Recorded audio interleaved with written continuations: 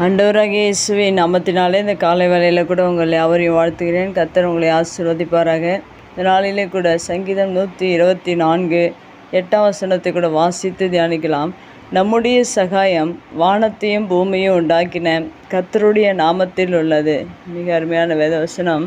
இந்த வசனத்தின் முதல் பகுதியில் கூட சகாயம் என்று சொல்லப்பட்டிருக்கிற சகாயம் என்பது உதவி, தேவன் செய்கிற உதவி அவருடைய நாமத்தில் உள்ளது என்று எழுதப்பட்ட பிரகாரம் நம்முடைய வாழ்க்கையில் அநேக உதவிகளை தேடி மனிதர்களிடத்தில் நாம் சென்று உதவிகளை கேட்கிறோம்.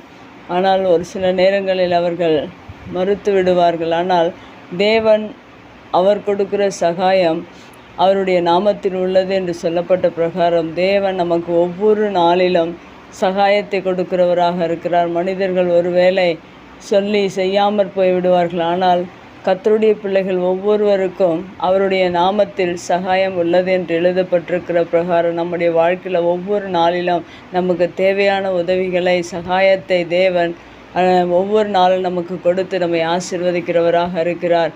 ஒவ்வொரு புதிய நாளிலும் அநேக தேவைகள், அநேக சகாயத்துக்காக நாம் மனிதனிடத்தில் செல்லாதபடிக்கு தேவ சமூகத்தில் ஒவ்வொரு நாளும் தேவனுடைய சகாயத்துக்காக அவருடைய நாமத்தினாலே நாம் அவரிடத்தில் கேட்கும்போது மெய்யாகவே நம்முடைய வாழ்க்கையில் அவரிடத்தில் சகாயத்தை பெற்றுக்கொள்ள முடியும். ஏனென்றால் வானத்தையும் பூமி உண்டாக்கின கர்த்தரிடத்திலிருந்து எனக்கு ஒத்தாசை வரும் என்று தாவீது சொல்லியிருக்கிறது போல நம்முடைய வாழ்க்கையில் தேவன் கொடுக்கிற சகாயம், அவர் செய்கிற உதவி ஒவ்வொரு நாளும் அவருடைய நாமத்தில் நமக்கு கிடைத்து கொண்டிருக்கிறது. இத்தனை தாயின் கருவில் உருவானது முதல் ஒவ்வொரு நாளிலும் ஒவ்வொரு மனிதனுக்கும் அநேக தேவைகள் இருக்கும். எல்லா தேவைகளையும் அவருடைய நாமத்தினாலே நம்முடைய வாழ்க்கையில் ஒவ்வொரு நாள் அவர் கொடுத்து இம்மட்டுமாய் தேவன் நடத்தி வருகிறார். அதுபோல் இனியும் தேவன் உங்களை அவருடைய சகாயத்தினால அவர் நடத்துகிறவராக இருக்கிறார். அவருடைய நாமத்தில் நம்ம எதை கேட்கிறோமோ அதை பெற்றுக்கொள்கிறோம் என்று வேதத்தில் சொல்லப்பட்டிருக்கிறது.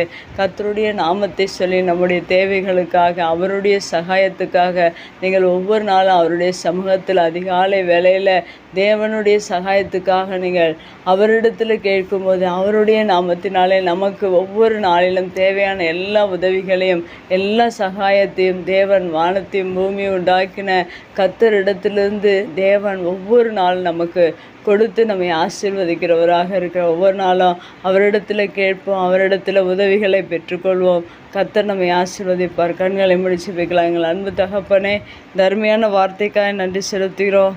உங்களுடைய சகாயத்தை நீர் எங்களுக்கு ஒவ்வொரு நாளிலும் கொடுத்து எங்களை ஆசீர்வதிக்கும்படியாய் நாங்கள் செபிக்கிறோம். உங்கள் நாமத்தினாலே நீர் எங்களை ஆசீர்வதிப்பீராக.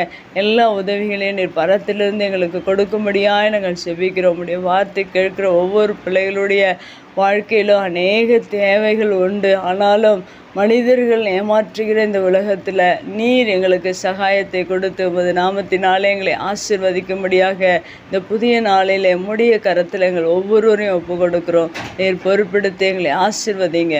இயேசுவின் நாமத்தில் ஜெபம் கேளும் நல்ல பிதாவே, ஆமேன்.